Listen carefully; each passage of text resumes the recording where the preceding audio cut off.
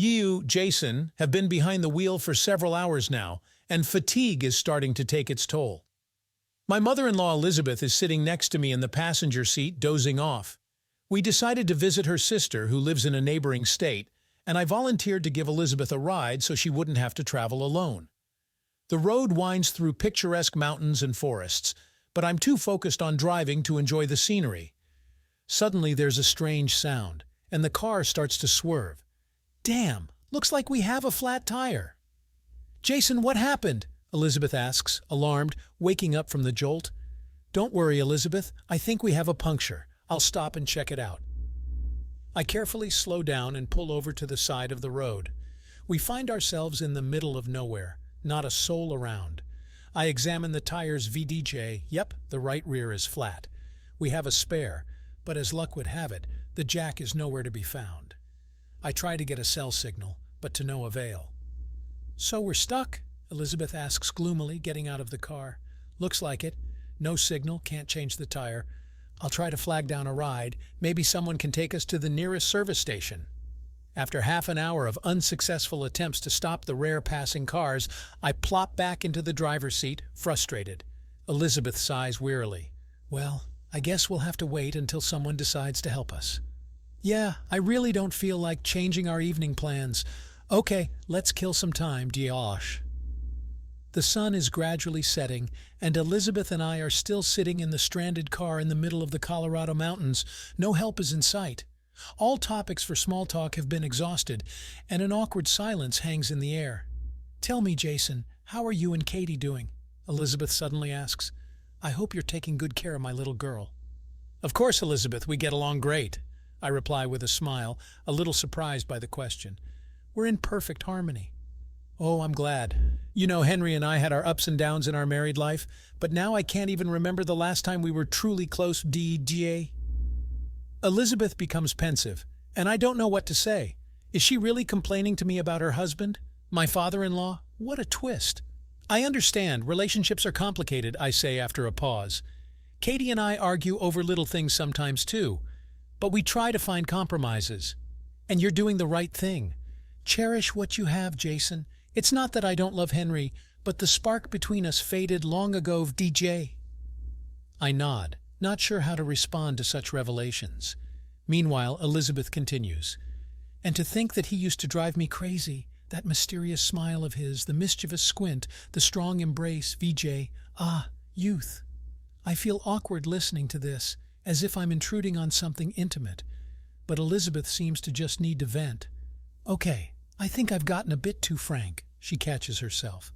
Sorry for dumping all this on you. It's just that for some reason, it's easy to talk to you, Jason. Come on, Elizabeth, I'm always ready to chat and lend support. I smile, trying to diffuse the tension. Gradually, the tension dissipates, and we spend a long time talking about everything under the sun, sharing our innermost thoughts. Who would have thought that this unfortunate trip would turn into heart-to-heart conversations with my mother-in-law?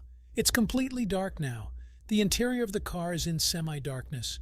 We're tired of talking and sit silently, each lost in our own thoughts. Suddenly, I notice that Elizabeth is looking at me in a strange way. There's something new in her gaze that I haven't seen before. VDJ sadness or VDJ clutch desire? Jason, can I ask you something? She says quietly. Sure, Elizabeth, go ahead, I reply, wondering what it is this time. Do you still think I'm beautiful? You know, for my age? The question catches me off guard. What is she getting at? Coughing in embarrassment, I stammer. Well, yeah, why do you ask? You're a very attractive woman. Just wanted to make sure I can still appeal to men. Elizabeth smiles enigmatically. Thanks for the compliment. She scoots a little closer, and a wave of her delicate perfume washes over me. Damn, why did it suddenly get so hot? I try to distract myself, but I can't take my eyes off her deep cleavage. You know, I once thought you had a little crush on me, Elizabeth whispers, leaning close to my ear. Even before you and Katy got married, VJ Koos. My hair stands on end. What is she saying? Yes, I admit, at first I found Elizabeth attractive, but she's my wife's mother. Elizabeth, I think we'd better change the subject, I manage, feeling the blood rush to my face. Why? Aren't you curious what would have happened if VDA? I don't let her finish. I don't know what came over me, but I press my lips to Elizabeth's in a passionate kiss. She freezes for a moment, but immediately responds with fervent ardor. Consciousness drifts away, reason shuts down, leaving only primal instincts. EJ lulls, clothes fly to the floor, revealing heated bodies.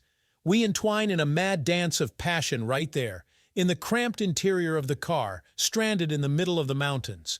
It's so wrong, but it feels so damn good. Only after some time, when lust gives way to sated satisfaction, do I begin to realize the full horror of what has happened. God, what have we done? We're relatives, members of the same family. How could I sink so low as to sleep with my own mother-in-law? Judging by the shocked expression on Elizabeth's face, she's tormented by the same thoughts. This madness needs to stop immediately and never be repeated. Jason, we shouldn't have done that, Elizabeth whispers, hastily putting her clothes back on. God, what's going to happen now? Calm down, Elizabeth, let's not panic. I'm ready to die of shame myself, but I try to keep my composure. We'll just pretend nothing happened. Easier said than done, but how can we look Henry and Katy in the eye? We've betrayed them. I know it's terrible, but what else can we do? We can't confess everything. It will destroy our family. Elizabeth nods convulsively, tears streaming down her cheeks. It pains me to see her like this, but I understand that I must be strong for both of us. Listen, what happened between us was a monstrous mistake, a momentary lapse of reason, nothing more. We just need to forget about it and move on. You're right, Jason. Let's pretend this night never happened, for the sake of preserving our family. We seal our agreement with a long look full of bitterness and regret. We vow never, ever to reveal our shameful secret. No matter what happens, we will take this sin to our graves. The next morning, we finally manage to flag down a passing pickup truck and make it to the nearest auto repair shop. The entire time the mechanics are fiddling with the wheel, Elizabeth and I barely speak and avoid looking at each other. When the car is finally fixed, we continue on our way. The atmosphere in the car is oppressive, but we both try to act as if everything is fine. From time to time, I catch Elizabeth's tense glances, but immediately look away. The parting with Katy is strained. She senses that something is wrong and keeps asking if anything happened on the road. Elizabeth and I cheerfully assure her that everything is fine, just some minor technical issues. It happens to everyone. Back home, I immerse myself in routine, trying to drown out the unbidden memories. Work, home, work again, VDJ. Only sometimes, on dark, lonely nights, echoes of the forbidden pleasure overtake me, making me wake up in a cold sweat. My family life with Katy goes on as usual, but something changes imperceptibly. Now, every time I make love to my wife, I can't shake off thoughts of Elizabeth. Her soft skin, passionate kisses, ardent embraces. I hate myself for being spineless, but I can't help it. That fateful night in the Colorado mountains poisoned my soul with the sweet venom of sinful passion. I continue to live as usual, keeping the shameful secret, but I know that nothing will ever be the same. Elizabeth tries not to cross paths with me unnecessarily, but when it does happen, the exchange of meaningful, heavy glances speaks louder than words. We are forever bound by the invisible ties of sin. All that remains is to pray that the truth doesn't come out. Gritting my teeth, I carry my cross onward, keeping silent. After all, everyone has skeletons in their closet, right? And mine will now forever smolder in the far dark corner, reminding me of past mistakes. But life, no matter what, goes on. Did you like this story? Let us know in the comments what you liked. Subscribe to our storytelling podcast. Also, don't forget to like and ring the bell so you don't miss more interesting stories. See you soon.